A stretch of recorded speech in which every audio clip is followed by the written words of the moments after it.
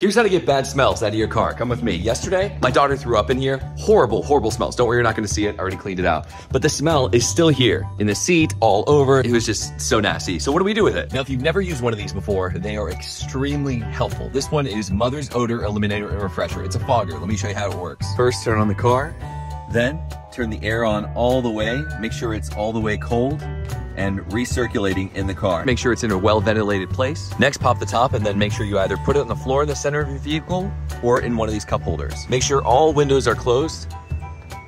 Push this top down. Exit the car immediately.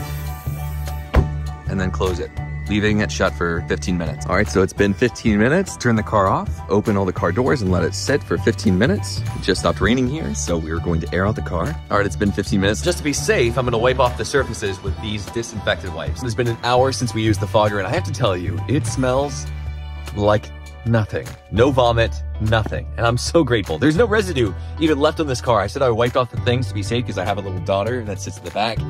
But thank God, the smell is gone. Next day, still can't smell it.